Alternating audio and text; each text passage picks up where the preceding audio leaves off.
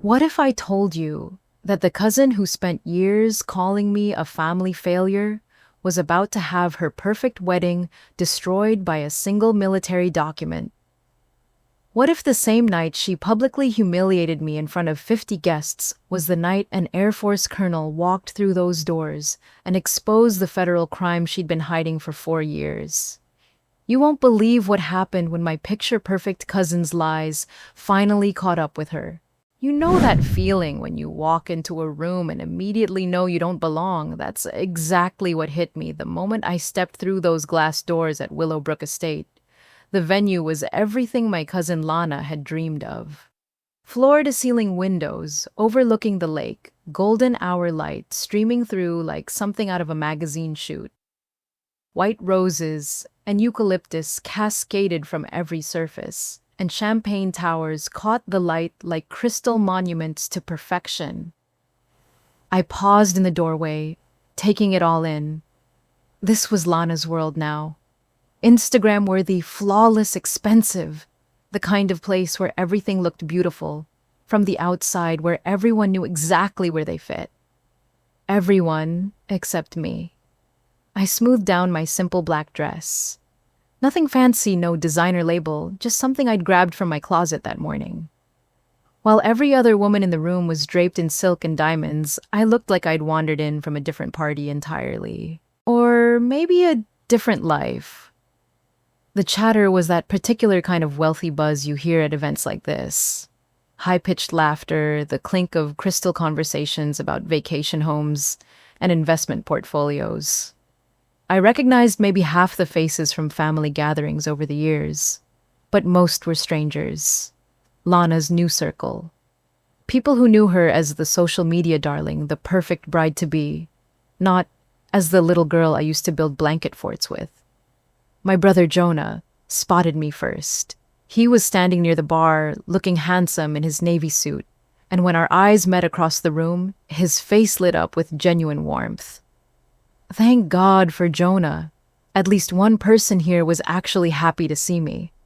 But before I could make my way over to him, I heard her voice cutting through the crowd like a blade. Well, well, well, look who decided to grace us with her presence.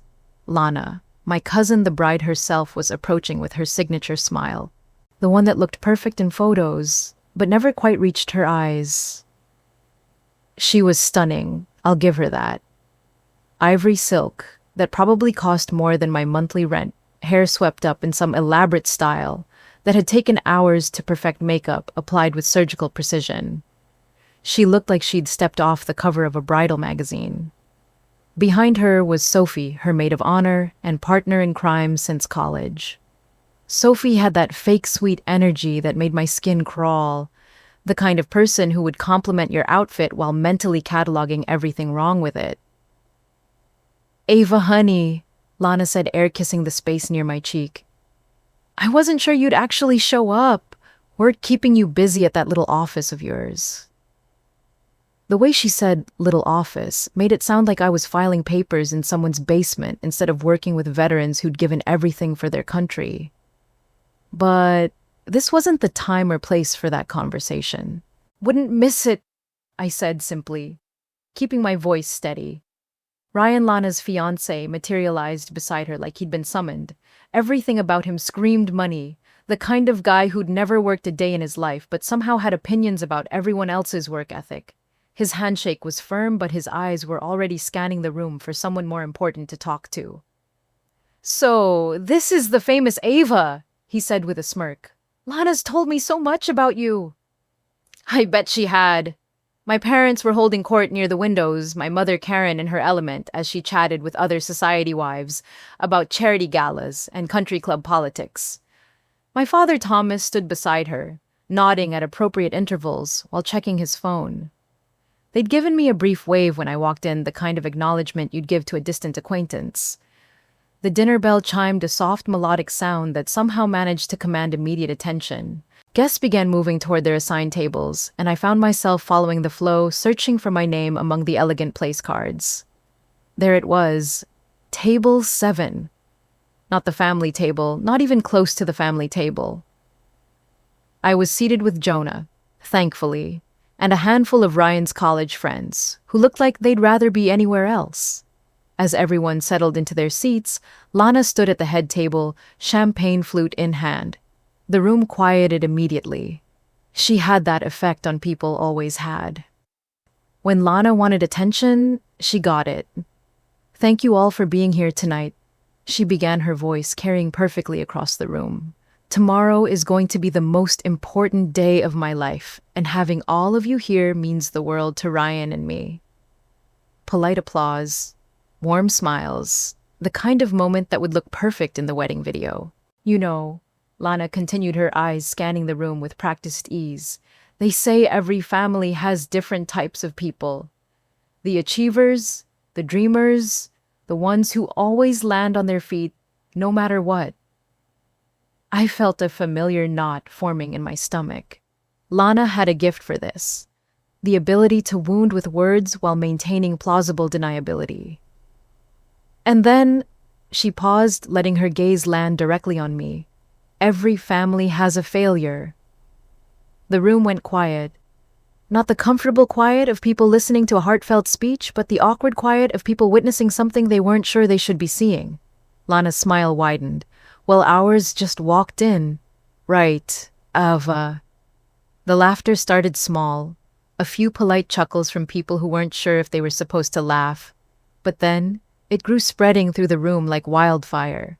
Suddenly, everyone was laughing, and I was the punchline. I sat there feeling every eye in the room on me and did what I always did. I kept my face calm.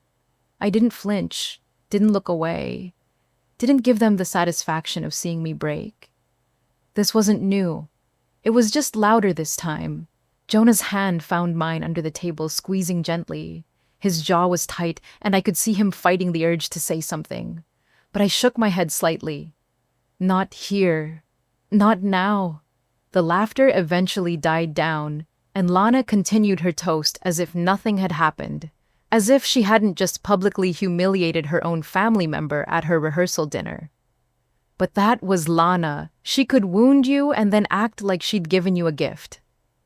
I lifted my water glass to my lips, buying myself time to breathe. Through the crystal, I could see the lake outside, still and peaceful in the fading light. I focused on that, instead of the faces around me, instead of the whispers starting to circulate. This was supposed to be one night. Jonah had convinced me to come with those exact words. "It's one night, Ava. You can leave after dessert."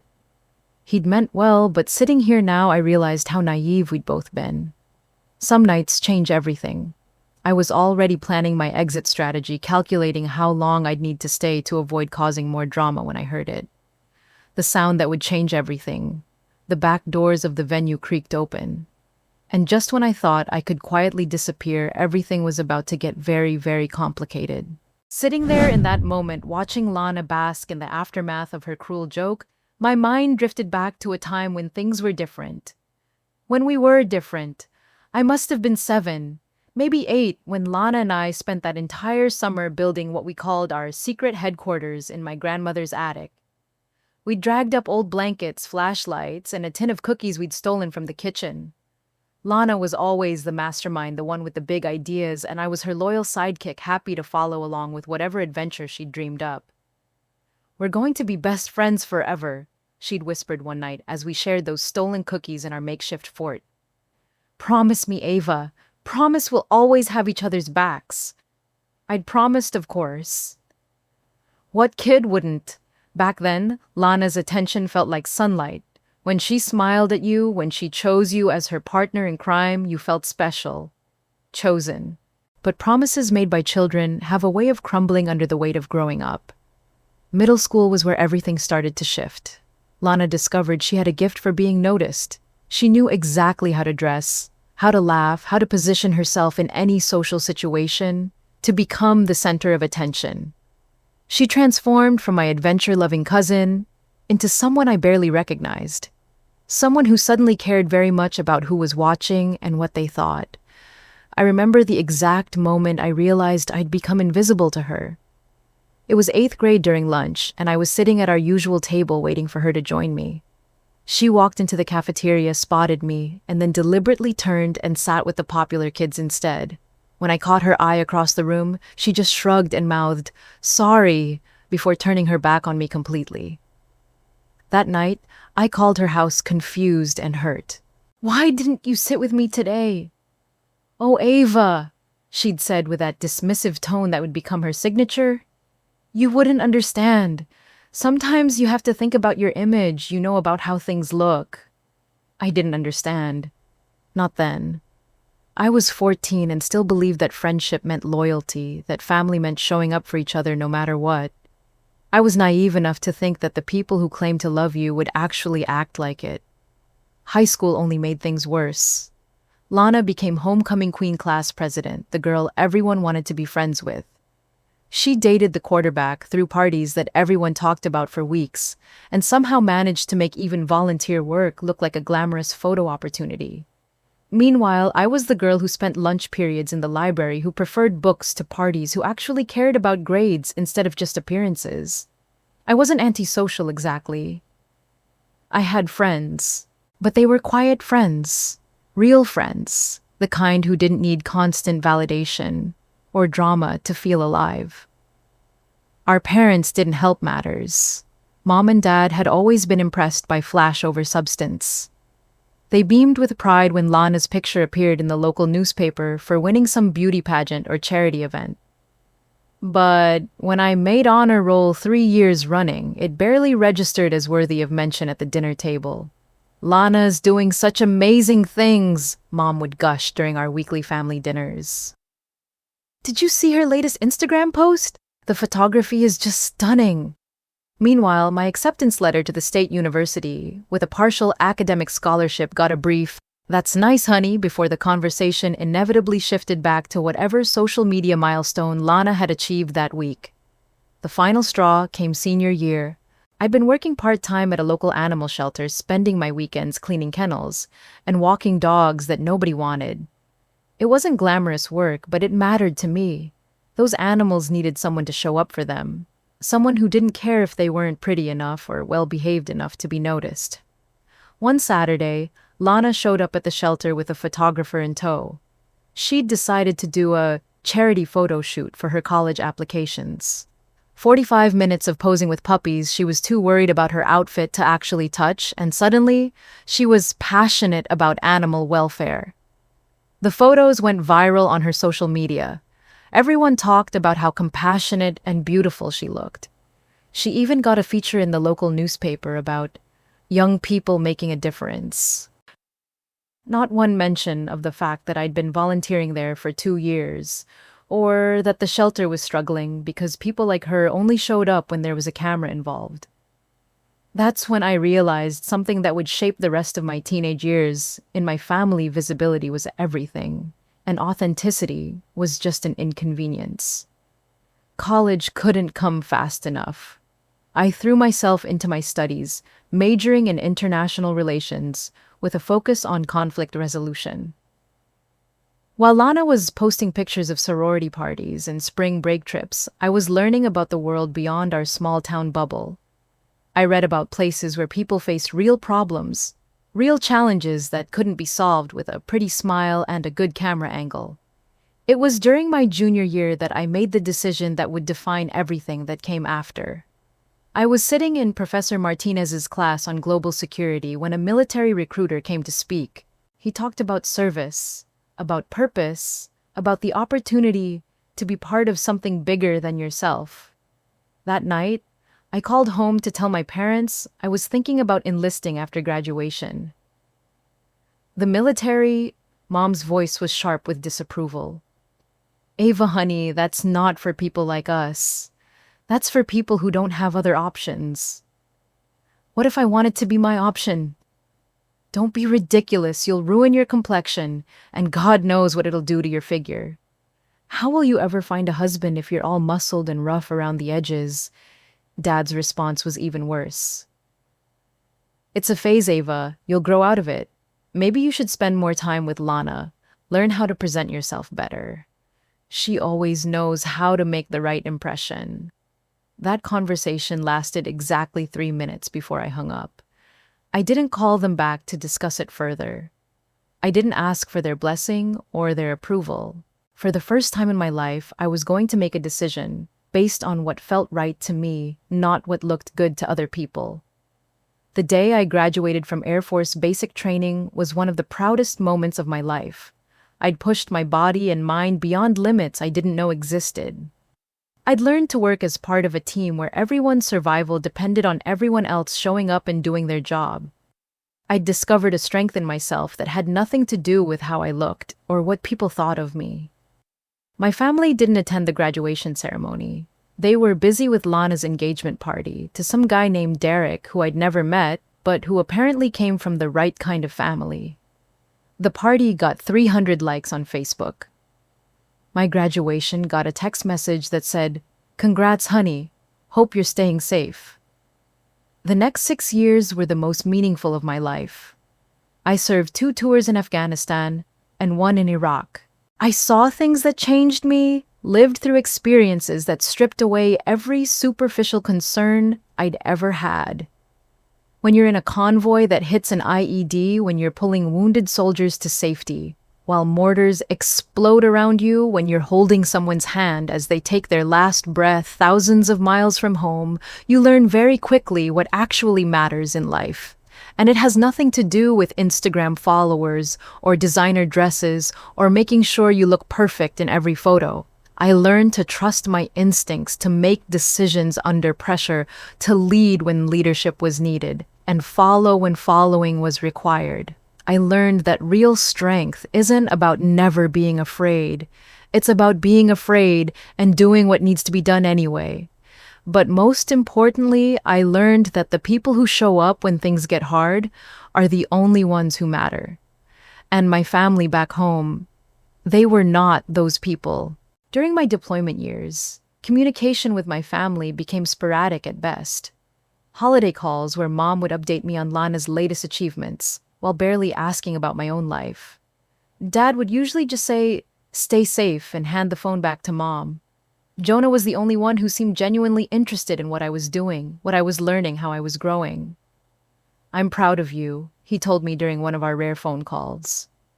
"You're doing something that matters, Ava. Don't let anyone make you feel like it's not enough." Lana, meanwhile, had gone through 3 different career phases while I was overseas.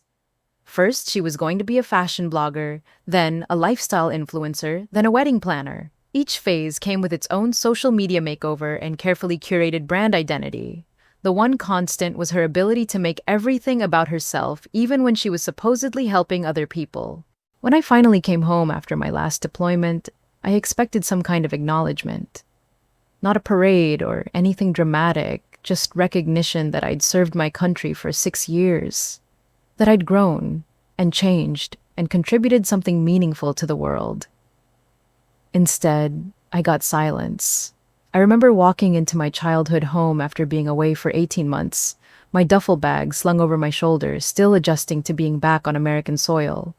Mom was in the kitchen, and when she saw me, she barely looked up from her magazine. "Oh, you're back. How was your flight?" That was it. "How was your flight?" Like I'd been on vacation instead of serving in a war zone. Lana wasn't even there. She was at some wine tasting event that was apparently too important to miss for her cousin's homecoming. She posted about it on Instagram that same day. 37 photos of her posing with wine glasses and artisanal cheese platters, captioned with something about living your best life. That night, sitting alone in my childhood bedroom that felt more foreign than any barracks I'd slept in overseas, I realized something important: I had outgrown these people. Not just Lana, but all of them. I had seen what real purpose looked like, what genuine courage and sacrifice meant, and this shallow world of social media, likes, and surface-level relationships felt suffocating. I moved to DC within a month and took a job at the Veterans Services Office. It wasn't glamorous work, and it certainly wasn't Instagram-worthy, but it mattered. Every day I helped veterans navigate the bureaucracy of getting the benefits they'd earned. I assisted with disability claims, job placement housing, assistance, mental health resources. I worked with people who had given everything for their country and were now fighting just to get basic support in return. It was meaningful work that let me sleep well at night, knowing I'd made a difference in someone's life. But it was also invisible work, the kind that doesn't generate headlines or social media buzz. My family's reaction to my career choice was predictably dismissive. "Couldn't you find something more prestigious?" Mom asked during one of our monthly phone calls. "Lana just got a job at that boutique marketing firm. She's already working with some very important clients." "I like what I do, Mom, but it's so ordinary, honey. Don't you want more for yourself?" That was the conversation that finally made me understand the fundamental difference between Lana and me, between my family's values and my own. They measured worth by external validation, by how impressive something sounded when you talked about it at dinner parties. I had learned to measure worth by impact, by whether the work actually helped people, by whether I could respect myself at the end of the day. The calls from home became less frequent after that. Not because I stopped reaching out, but because we didn't have much to say to each other anymore. They lived in a world where appearance was everything, and I had learned to value substance. They cared about what people thought, and I had stopped caring about people whose opinions were based on shallow judgments. Jonah was the exception. He'd call every few weeks just to check in to hear about my life without judgment or suggestions for how I could make it more impressive. He was the only one who seemed to understand that I was happy that I had found purpose and meaning, even if it didn't look like what our family had expected for me. So, when his call came 3 weeks ago, I almost didn't answer. I was exhausted after a particularly difficult day at work, helping a young veteran who'd lost both legs in an explosion navigate the appeals process for his disability claim. The last thing I wanted was another conversation about Lana's perfect life and my disappointing choices. But something in Jonah's voice made me pause. "Ava, I need to ask you something, and I want you to really think about it before you answer." "Okay. Will you come to Lana's rehearsal dinner?" I was quiet for a long moment. "Jonah, you know how these things go. I show up, I get ignored or insulted, and I leave feeling worse about myself. Why would I put myself through that? Because I think you need to see something." "What do you mean?" "I can't explain it over the phone. But trust me on this one. Come to the dinner. It's one night, Ava. You can leave after dessert." There was something in his voice and urgency I'd never heard before. Jonah wasn't dramatic, wasn't one for cryptic statements. If he was asking me to trust him, there had to be a reason. "What aren't you telling me?" "Just come, please. I think you'll understand everything once you're there." And that's how I ended up in this ridiculous situation sitting at table 7, while my cousin publicly humiliated me in front of 50 of her closest friends and family members. Jonah's mysterious urgency was starting to feel like a cruel joke. But then, I remembered something else from that phone call, something that had been nagging at me for weeks. Right before we hung up, Jonah had said something strange. "Ava, do you remember that summer when Lana came back from that trip to Texas? The one she never really talked about?" I did remember, actually. It was about 4 years ago, right after I'd gotten back from my second deployment. Lana had disappeared for 2 weeks, claiming she was visiting friends in Austin. But when she came back, she was different. Quieter, more secretive. And whenever anyone asked about the trip, she'd change the subject with an uncomfortable laugh. At the time, I'd assumed she'd had some kind of romantic drama, maybe a fling that had gone badly. Lana always had complicated relationships with men, drawn to the ones who treated her poorly and bored by the ones who actually cared about her. But now, sitting here, watching her perform for this room, full of people watching Ryan hang on her every word, like she was some kind of perfect prize he'd won, I found myself wondering what had really happened during those 2 weeks in Texas. And more importantly, why Jonah thought it was important enough to get me here to witness whatever was about to unfold. The answer was about to walk through those doors, and everything I thought I knew about my perfect cousin was about to crumble into pieces. The waitstaff moved through the room like a choreographed dance, setting down plates of herb-crusted salmon and perfectly arranged vegetables. Everything was pristine, calculated, designed to impress. I picked at my food, not really tasting it, while conversation swirled around me like a storm I couldn't quite escape. At the head table, Lana was holding court, her laughter ringing out over the gentle clinking of silverware and crystal. She had that gift, the ability to command a room's attention without even trying. Every story she told, every gesture she made seemed to draw people in like moths to a flame. Ryan sat beside her, beaming with the kind of pride that comes from owning something beautiful and rare.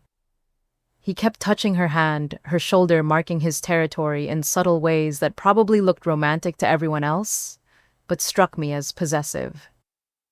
"She's really something, isn't she?" one of Ryan's groomsmen said to his date loud enough for half the table to hear. "Ryan definitely hit the jackpot with this one," the woman nodded enthusiastically.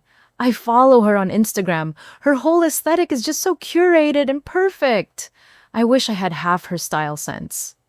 Style sense. That's what they called it now. The ability to turn your entire life into a performance, to make even the most mundane moments look like they belonged in a magazine spread. Jonah leaned over and whispered, "You okay?" I nodded, but I wasn't really. Sitting here surrounded by all this calculated perfection, I felt like an alien who'd wandered into the wrong planet. These people spoke a language I'd never learned, valued things I couldn't even pretend to care about. The toast began with Sophie, who stood with her champagne flute raised and a smile that belonged in a toothpaste commercial. "I've known Lana since our freshman year at State," she began, her voice sugary sweet. "And from the moment I met her, I knew she was special. She has this incredible ability to light up any room she walks into, to make everyone around her feel important and valued."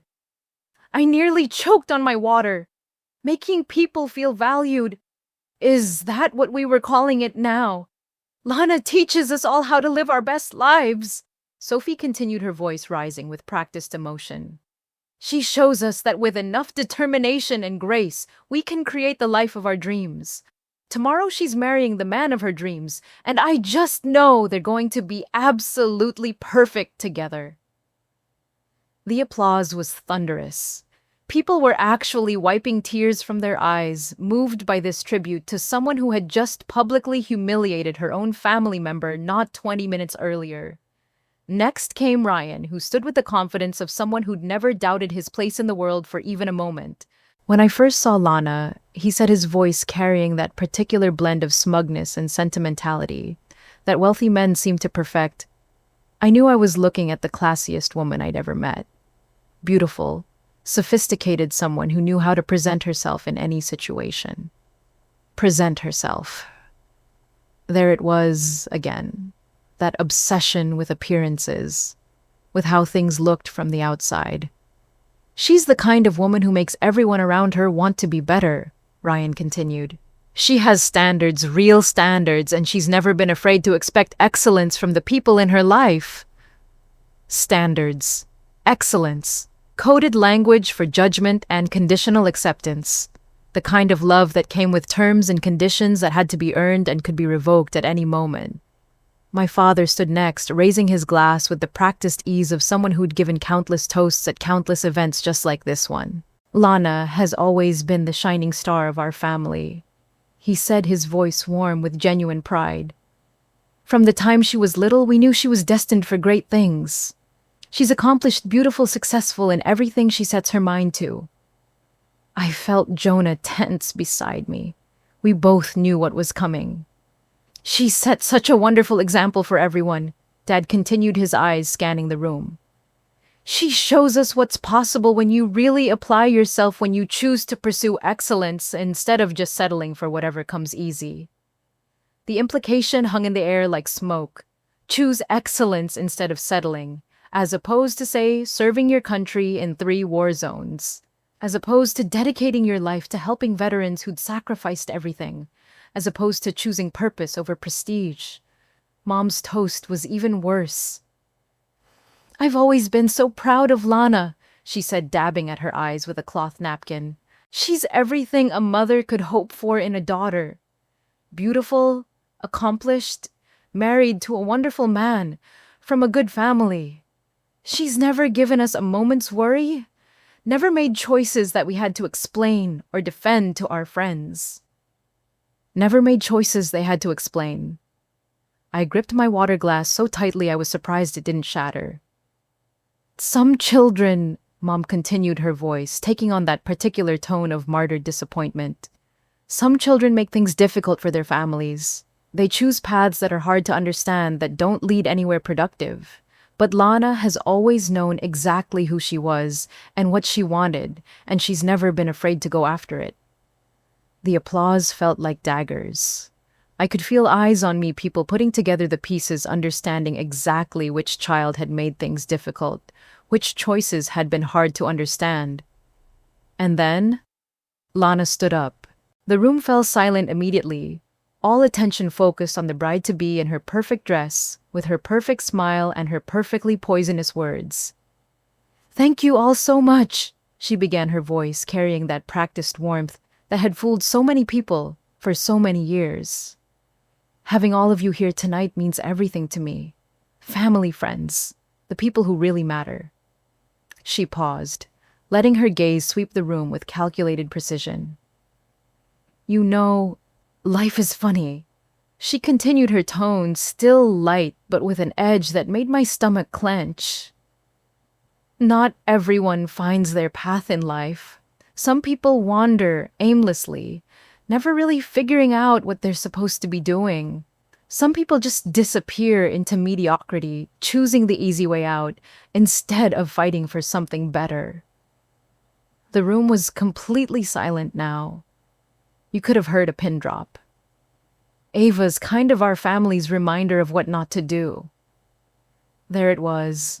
The nuclear bomb, dropped with a smile and delivered with the kind of casual cruelty that only family members can really perfect.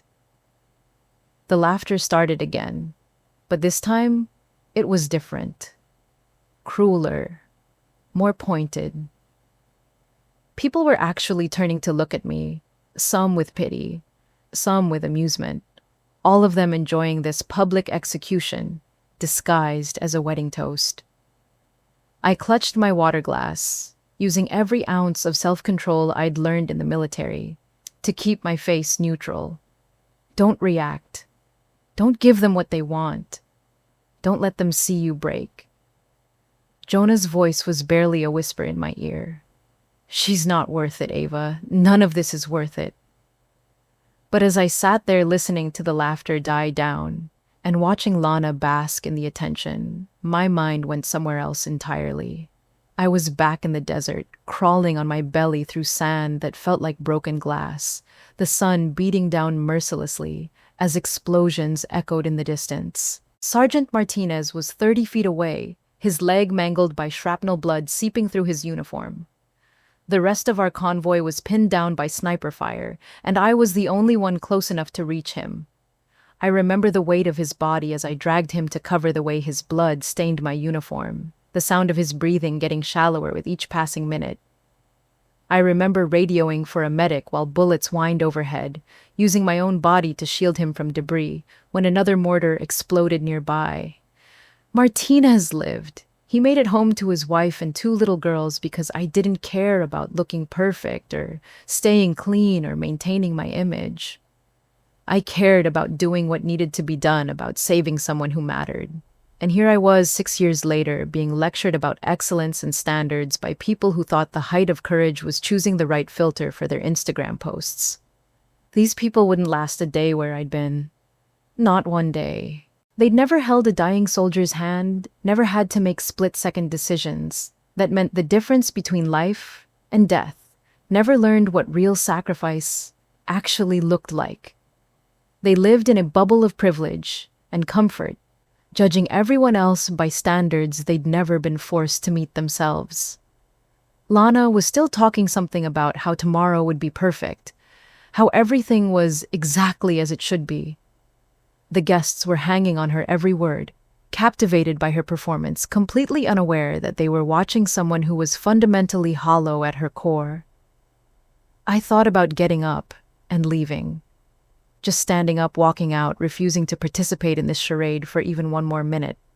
Jonah would understand. He might even come with me. But then I remembered why I was really here. Jonah's cryptic phone call, his insistence that I needed to see something, his strange question about Lana's mysterious trip to Texas 4 years ago.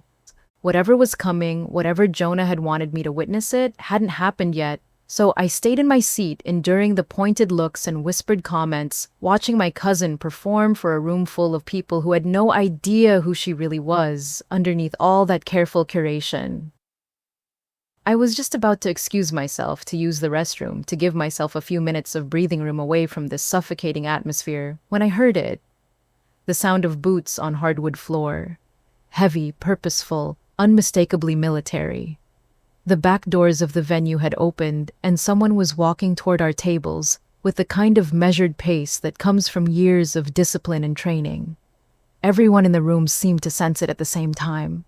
Conversations trailed off mid-sentence. Heads turned toward the sound. Even Lana stopped talking, her perfectly practiced smile faltering for just a moment as uncertainty flickered across her face. And in that moment, I knew exactly why Jonah had needed me to be here. Because whatever was about to happen, Lana's perfect world was about to come crashing down around her. And for the first time all evening, I found myself genuinely curious to see what would happen next. The man who walked through those doors was unmistakably military. Even in civilian clothes, everything about him screamed Air Force officer. The way he carried himself, the measured pace of his steps, the calm authority that seemed to radiate from him like heat from pavement. His hair was silver at the temples, his posture ramrod straight, and his eyes held the kind of steady focus that comes from years of making decisions under pressure. I recognized the type immediately. This was a career officer, someone who'd earned his rank through decades of service, not politics or connections. The kind of man who'd seen real combat, made life and death decisions, and carried the weight of command without flinching. Colonel Marcus Reed. I could see his rank insignia even though he was wearing a simple dark suit. Some habits die hard, and military bearing is one of them. The room had gone completely silent. Not the polite quiet of people listening to a toast, but the breathless silence of an audience sensing that something monumental was about to happen. 50 people, holding their collective breath, waiting to see why this stranger had walked into their perfect evening. Colonel Reed moved with purpose toward the front of the room, his eyes scanning the crowd with professional efficiency. He wasn't here for the champagne or the small talk. This was official business. "Excuse me," he said, his voice cutting through the silence with military precision. It wasn't loud, but it carried to every corner of the room. "Is the bride present?" All eyes turned to Lana, who was still standing at the head table, her champagne flute frozen halfway to her lips. For a moment, she looked genuinely confused, like someone had just asked her a question in a foreign language. Then her training kicked in. The social media smile, the practiced laugh, the performance that had served her so well for so many years. "That's me," she said with a little wave, trying to inject levity into a situation that clearly didn't call for it. "But we're kinda in the middle of something here. If you're looking for a job interview or something, maybe you could come back during business hours." A few nervous chuckles rippled through the crowd, but they died quickly. This wasn't the kind of man you made jokes with. Colonel Reed's expression didn't change. He reached into his jacket and pulled out a leather folder, the kind that held official documents. "Miss Lana Pierce," he said, his voice carrying the weight of absolute authority. "This pertains to your legal marital status." The temperature in the room seemed to drop 10 degrees. Lana's smile flickered like a candle in the wind. "My what?" she said, but her voice had lost its confident edge. "I don't understand. What are you talking about?" Ryan, who had been basking in the glow of his perfect bride just moments before, suddenly looked like someone had slapped him across the face. "What is he talking about?" he demanded, turning to Lana with the kind of sharp focus that suggested his lawyer instincts were kicking in. Colonel Reed opened his folder with practiced efficiency. The sound of paper rustling was deafeningly loud in the silent room. "According to military records," he said, his voice steady and factual, "Lana Pierce is still legally married to Captain Alex Monroe, United States Air Force. The marriage recorded in El Paso County, Texas on August 15th, 4 years ago. remains active under federal military law. The words hit the room like a physical blow. I watched as faces went white as champagne glasses were set down with shaking hands, as the perfect veneer of this perfect evening began to crack and crumble. Ryan's face went through a spectacular range of emotions in the span of about 3 seconds. Confusion, disbelief, anger, and finally a cold fury that made him look like a completely different person. "You're what?" he said, his voice rising to a shout that echoed off the Lakeview windows. Lana was opening and closing her mouth like a fish out of water, her perfect composure completely shattered. The cousin who had spent the evening publicly humiliating me, who had held court like a queen among her subjects, suddenly looked very small and very young. "I can explain," she stammered, but her voice was barely a whisper. "It's not what you think. It was just paperwork. Just paperwork for healthcare benefits because he was deploying and—" "You're married to someone else?" Ryan's voice had gone deadly quiet, which was somehow more terrifying than the shouting. "You're married to someone else, and you didn't think to mention this before we planned our wedding," Colonel Reed continued, as if the emotional explosion happening around him was just background noise. "Military officers learn early how to stay focused on the mission, regardless of civilian drama. A fraud review has been initiated," he said, producing a thick manila envelope from his folder. "Miss Pierce is required to report to the JAG office at Andrews Air Force Base within 72 hours to address charges of marriage fraud and violation of the Uniform Code of Military Justice." He stepped forward and placed the envelope on the table in front of Lana, who stared at it like it was a live grenade. "What's marriage fraud?" someone whispered from one of the back tables, but nobody answered because everyone was too busy watching the perfect bride's perfect world disintegrate in real time. The ripple effect was instantaneous. Sophie, who had just delivered that glowing tribute to Lana's character, set down her wine glass so hard it rang against the table. Her face had gone pale, and I could practically see her calculating how quickly she could distance herself from this scandal. Jonah leaned forward in his chair, his eyes wide but not surprised. He'd known. Somehow he'd known this was coming, and that's why he'd insisted I be here to see it. Mom gasped audibly, her hand flying to her chest in that dramatic way she'd perfected over years of reacting to other people's social disasters. But this time, the disaster was happening to her own family, to the golden child she'd spent decades holding up as the perfect example. Dad just sat there in stunned silence, his mouth slightly open, looking like someone had just told him the laws of physics had been repealed. But it was Ryan's reaction that really drove home the magnitude of what was happening. This wasn't just a scandal or an embarrassment. This was the complete destruction of everything he thought he knew about the woman he'd planned to marry in 18 hours. He stood up slowly, his chair scraping against the hardwood floor with a sound like fingernails on a chalkboard. For a moment, I thought he was going to say something to demand explanations or answers or some way to make sense of what he'd just learned. Instead, he just looked at Lana with the kind of cold contempt usually reserved for people who'd betrayed you in the worst possible way. And then he walked out. No dramatic speeches, no thrown objects, no screaming matches. He just turned around and walked away from his rehearsal dinner, from his bride, from the life he'd thought he was going to have. The sound of his footsteps echoed through the silent room until the front door closed behind him with a soft click that seemed to seal Lana's fate. For the first time in my life, I watched my perfect cousin have absolutely no idea what to do or say.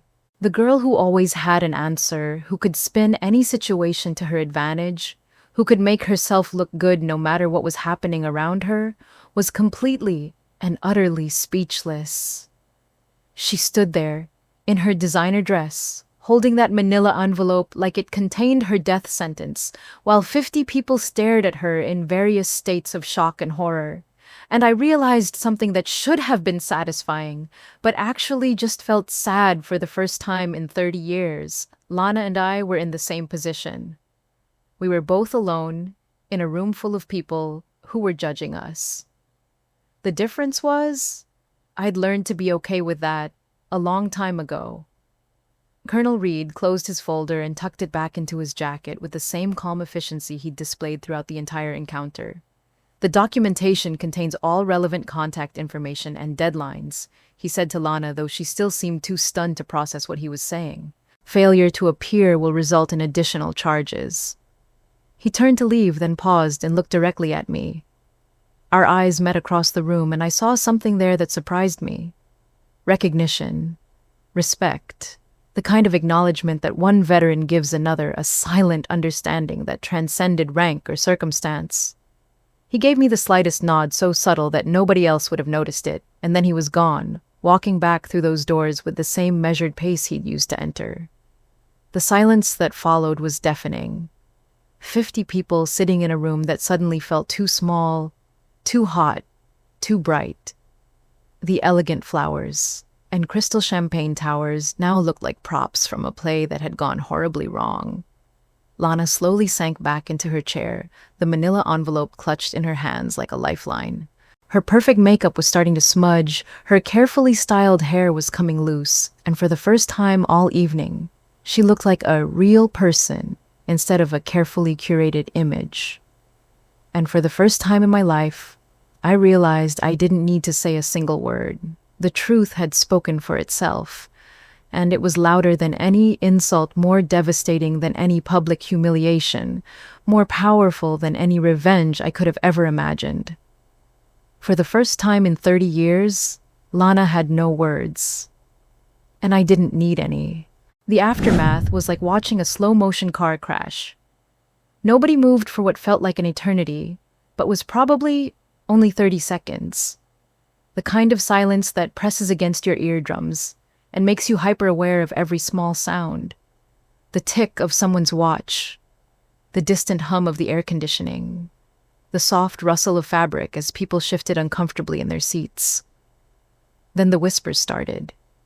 At first, just hushed murmurs between couples' heads, leaning close together as people tried to process what they'd just witnessed. But the whispers grew louder, more urgent, spreading through the room like wildfire. Did he say marriage fraud? She's married to someone else. How long has she been lying about this? Does this mean the wedding's off? I sat there watching it all unfold and realized something extraordinary had happened. For the first time all evening, nobody was looking at me. Nobody was whispering about the family failure, the disappointing cousin, the woman who'd never figured out how to live up to expectations. All eyes were on Lana, who was still sitting frozen at the head table, like a statue carved from shame and disbelief. The manila envelope sat in front of her, unopened, as if ignoring it might somehow make it disappear. Her perfect makeup was starting to streak now, tiny mascara tracks that she probably didn't even realize were there, but that made her look fragile and human in a way I hadn't seen since we were children. Sophie was the first to make a move. I watched her pull out her phone and start frantically tapping at the screen, her manicured nails clicking against the glass. She was deleting things, I realized.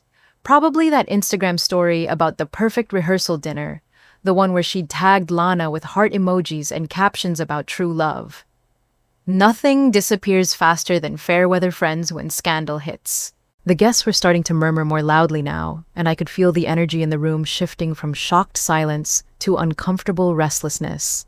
People were checking their phones, glancing toward the exits, making those subtle preparations that happen when a social event goes from celebration to train wreck. Dad was on his feet, looking around the room with the expression of someone who was desperately trying to figure out how to salvage an unsalvageable situation. Mom had gone pale, her hand pressed to her throat like she was having trouble breathing, and that's when I stood up. I didn't plan it. I didn't think about it. I just found myself rising from my chair, and suddenly every person in that room was looking at me again. But this time, it felt different. This time, I wasn't the entertainment or the punchline. This time, I had something to say. Some of us served, I said, my voice carrying clearly across the silent room. I wasn't shouting, wasn't being dramatic. I was just stating a fact. Some of us just pretend. The words hung in the air like a judgment, simple and devastating and absolutely true. I didn't look at Lana when I said it. I didn't need to. Everyone in that room understood exactly what I meant and who I was talking about. I picked up my small purse and walked toward the doors, my footsteps echoing in the silence. Nobody tried to stop me. Nobody said my name or asked where I was going. Behind me, I heard Jonah's chair scrape against the floor as he stood to follow me. "Ava, wait up!" he called, and I paused at the door to let him catch up. As we walked out together, I caught a glimpse of the scene we were leaving behind. Lana, still sitting alone at her table, the envelope of federal charges in front of her like evidence of a crime. Guests beginning to gather their things, making quiet excuses about babysitters and early morning meetings. The venue staff looking uncertain, probably wondering if they should start clearing plates or wait to see if anyone was planning to salvage the evening. The perfect rehearsal dinner was disintegrating, and for once, I wasn't the one being blamed for ruining everything. Outside, the evening air was cool and clean, a welcome relief after the suffocating atmosphere inside. The lake stretched out before us, dark and peaceful, reflecting the lights from the venue like scattered diamonds. I walked to the water's edge and just stood there for a moment, breathing deeply and letting the tension drain from my shoulders. Behind me, I could hear voices from inside, probably family members trying to decide what to do next, how to handle the crisis that had just destroyed tomorrow's wedding. Jonah appeared beside me and quietly draped his jacket over my shoulders. It smelled like his cologne, familiar and comforting, a reminder that at least one person in our family actually gave a damn about me. "You knew," I said. "It wasn't a question." "I suspected," he replied. "I've been doing some freelance IT work for a law firm that handles military cases. Alex Monroe's name came up in a consultation about marriage fraud investigations. When I saw the details, saw Lana's name in the file. How long have you known?" "About 2 months. I've been trying to figure out what to do with the information." I looked at him, this brother who'd always been steady and reliable, who'd called me to make sure I witnessed this moment. "Why didn't you just tell me? Because you needed to see it for yourself," he said. "You needed to see her get exposed in front of all these people who've been treating you like you're worth less than nothing. You needed to watch her perfect world crumble while you stood there with your dignity intact." We stood in comfortable silence for a moment, watching the lake ripple in the breeze. "I'm proud of you, Ava," Jonah said finally, "for showing up tonight and for walking out with your head held high. I almost didn't come. I know, but you did, and you saw what really matters." She spent the evening making everyone think you were the failure, the disappointment, the one who never measured up.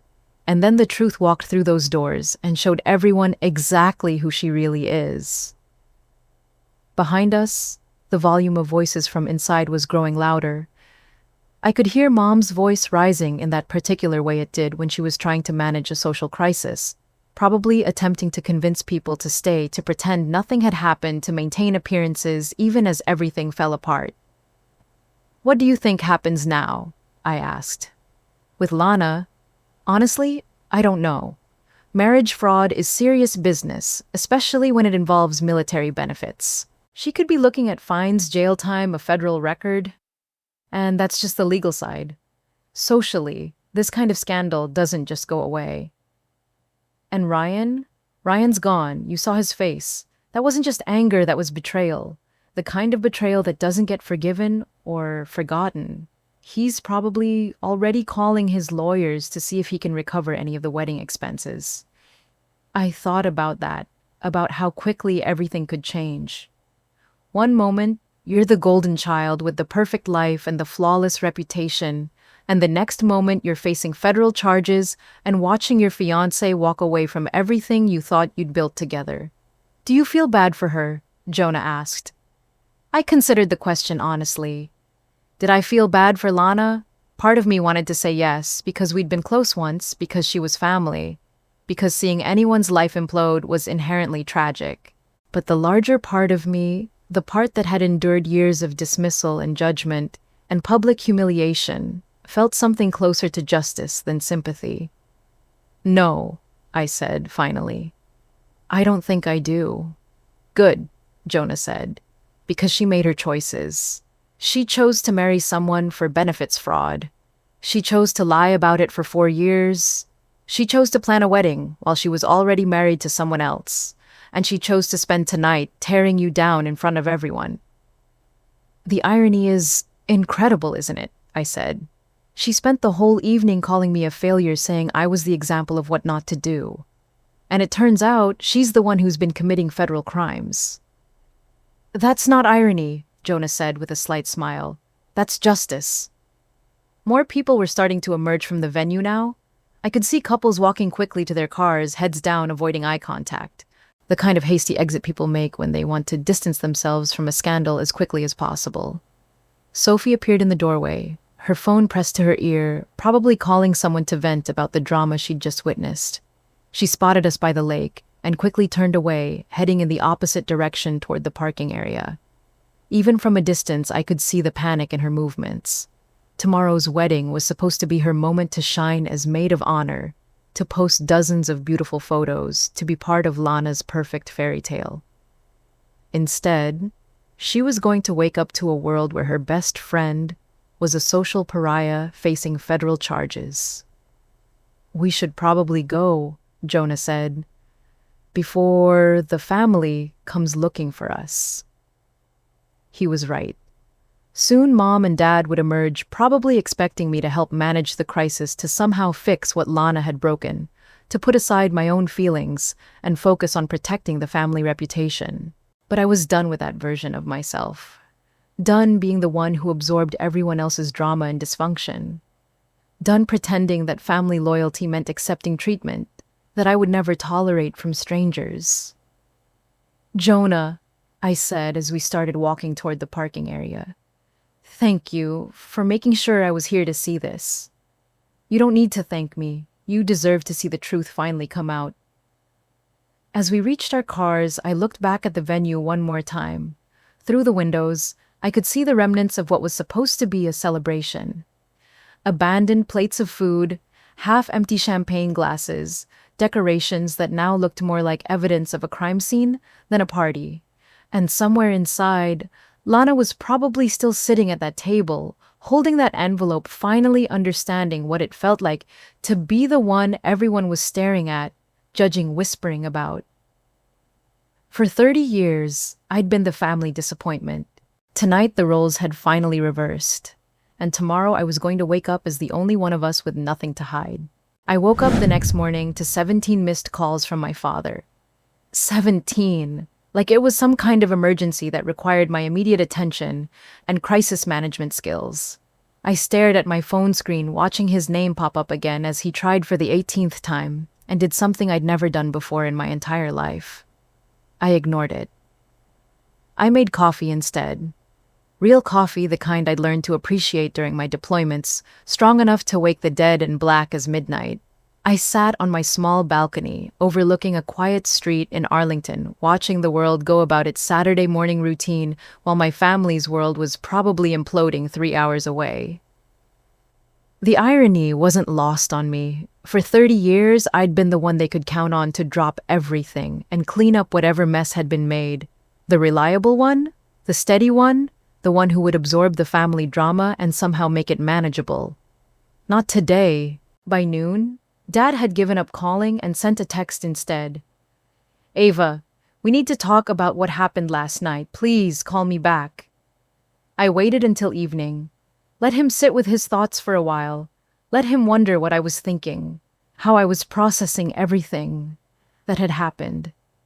Let him experience, just for a few hours, what it felt like when someone you cared about didn't prioritize your needs. When I finally called him back, his voice was strangely subdued. Ava, thank God. I've been trying to reach you all day. I know. A pause.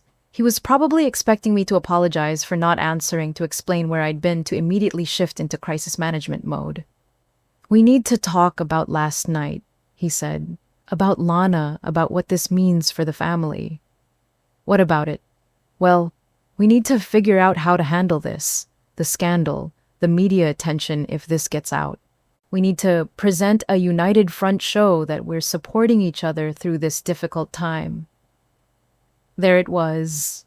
The expectation that I would rally around the same cousin who had publicly humiliated me not 24 hours earlier. The assumption that family loyalty flowed in only one direction, from me to everyone else, regardless of how I'd been treated. Thomas, I said, using his first name, instead of Dad, for the first time in my adult life. Do you remember what Lana said about me last night in front of 50 people? Another pause, longer this time. She was upset, Ava. People say things they don't mean when they're under pressure. She wasn't under pressure when she said it. That was before the colonel showed up. She said it because she wanted to hurt me and because she knew everyone would laugh. Family is complicated, honey. We all say things we regret. No, Thomas, you don't get to rewrite history now that it's convenient. Lana didn't say something she regretted. She said something she'd been thinking for years, and last night she finally felt safe enough to say it out loud.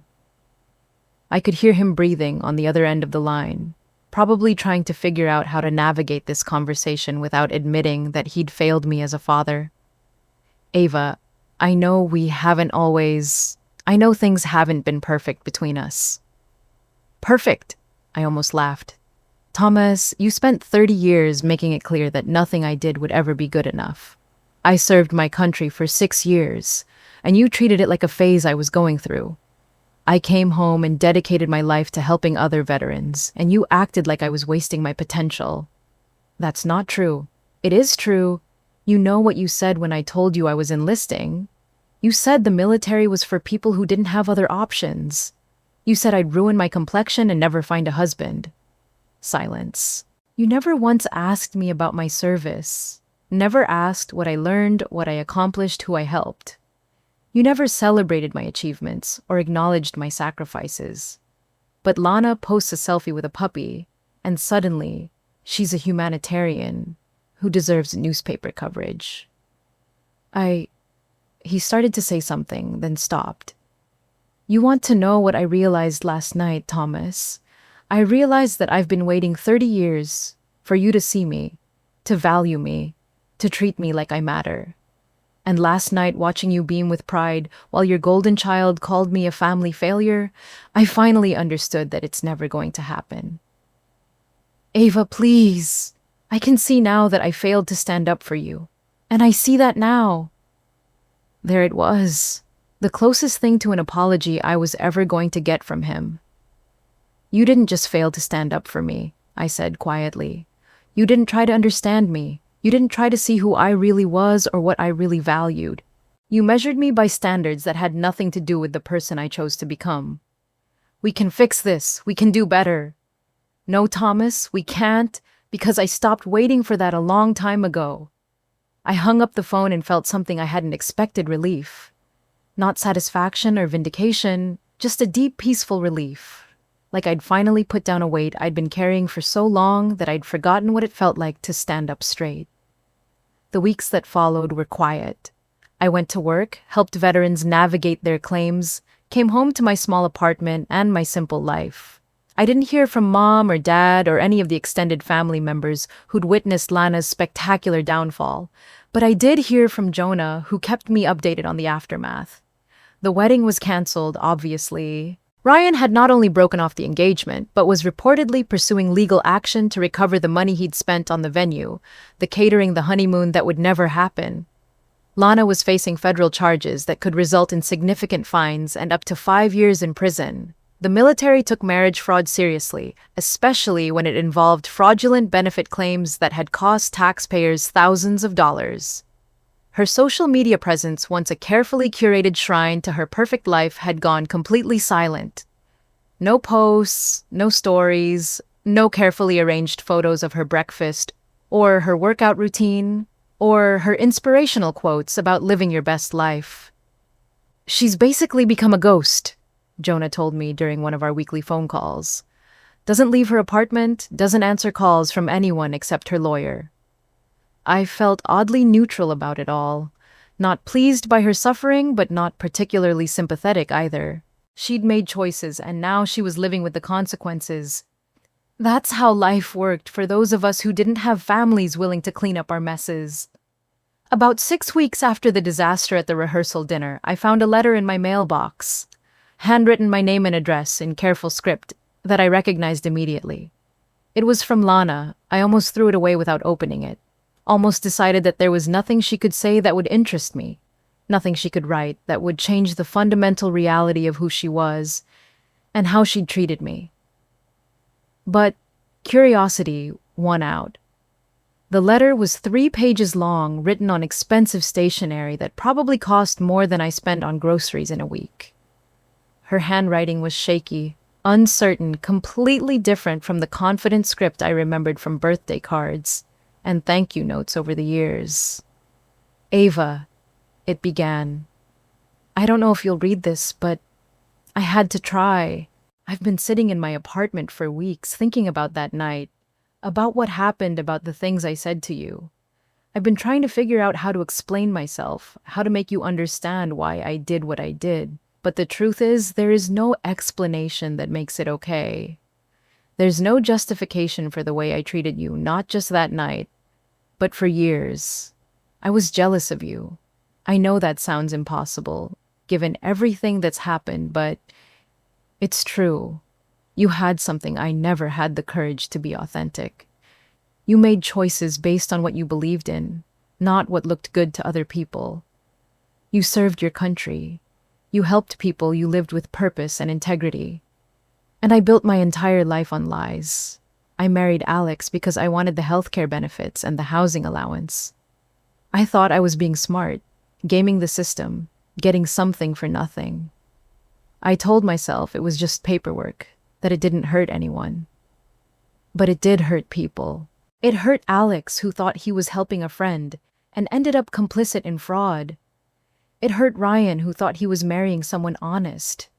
It hurt you because I used my fake marriage to feel superior to you, to judge your choices while hiding my own. You reminded me what actual strength looks like. Real strength isn't about controlling your image or managing people's perceptions. It's about standing up for what's right, even when it's hard. It's about serving something bigger than yourself, even when nobody notices or appreciates it. I'm sorry, Ava. I'm sorry for the things I said, for the way I treated you, for the years I spent making you feel like you weren't enough. You were always enough. You were always more than enough. I don't expect you to forgive me. I don't expect you to write back or call or want anything to do with me. I just wanted you to know that I see you now. I see who you really are. And I'm ashamed that it took losing everything for me to understand what you've known all along. You don't need anyone's approval or validation. You never did. I hope someday I can learn to be half as brave as you've always been. Lana, I read the letter twice, then sat with it for a long time, trying to figure out how I felt about this unexpected apology. There was a part of me that was moved by it, by the apparent sincerity and the acknowledgement of harm done. There was another part that was skeptical, wondering if this was just another performance, another attempt to manage the narrative now that her old strategies had failed. But mostly, I felt something I hadn't expected: indifference. Not cruel indifference, just a peaceful lack of investment in Lana's journey toward self-awareness. Her apology was for her, not for me. It was part of her process of trying to rebuild some sense of self-worth after her world had collapsed. And that was fine. People deserve the chance to grow and change and become better versions of themselves. But I didn't need to be part of that process. I folded the letter carefully and walked to my kitchen, where I pinned it to the refrigerator with a small magnet shaped like a dog tag that Jonah had given me for Christmas. Not because I treasured it or wanted to display it, but because it felt like the right place for closure to live. Acknowledged but not dwelled upon. Present but not consuming. 3 months later, I was invited to speak at a veterans panel at the community college near my office. It was part of a series on civilian transition, helping people understand the challenges that service members face when they come home. I almost said no. Public speaking wasn't my favorite thing, and I'd never been comfortable being the center of attention. But the organizer was persistent and the cause was important, so I eventually agreed. The panel was small, maybe 40 people in a classroom that smelled like coffee and dry erase markers. Most of the audience was older adults, community members, who wanted to better understand the veteran experience. I spoke for about 20 minutes about the transition from military to civilian life, about the challenges of finding purpose in a world that didn't always value the skills and perspectives that military service developed. I talked about the importance of supporting veterans not just with financial benefits, but with understanding and respect for the path they'd chosen.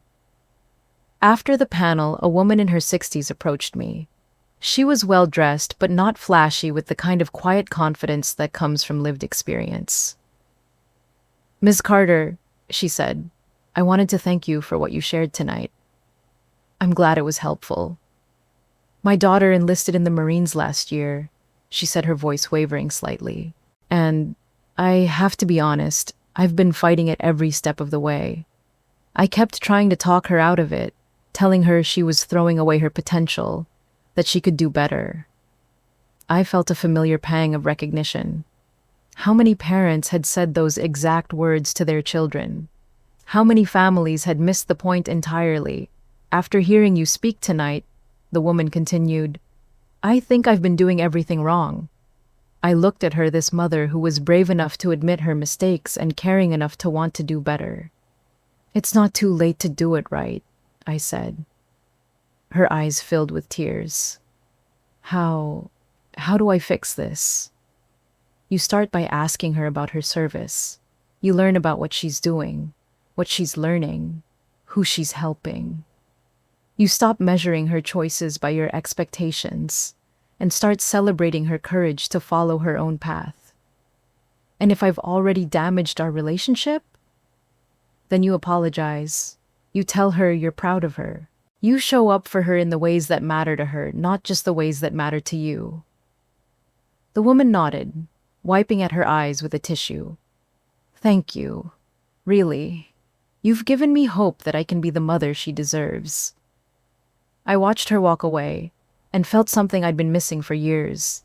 The satisfaction of knowing that my experience, even the painful parts, could help someone else avoid making the same mistakes. That night, driving home through the quiet streets of Arlington, I thought about the woman's question. How do you fix a damaged relationship? How do you bridge years of misunderstanding and judgment? The answer, I realized, was both simple and complex.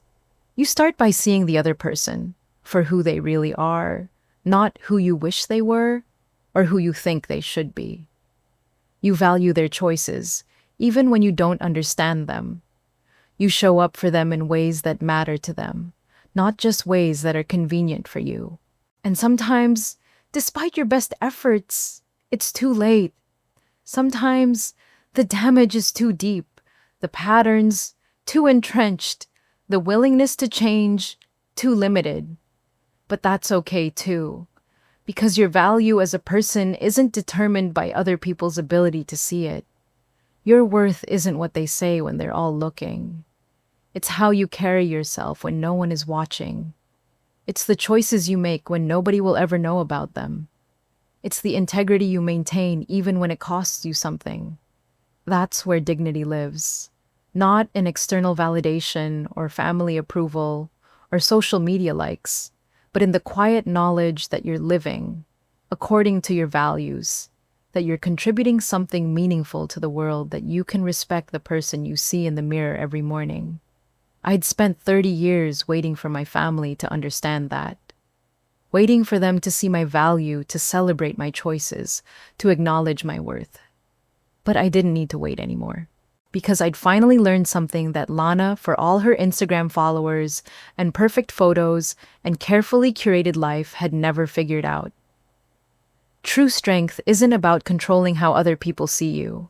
It's about knowing who you are regardless of who's watching. And I knew exactly who I was. Sometimes, the people who judge you the harshest are hiding the biggest secrets. If you enjoyed the story of karma and finding your own strength, hit that subscribe button for more real-life drama that'll keep you hooked. What's the most satisfying moment of justice you've ever witnessed? Drop it in the comments below.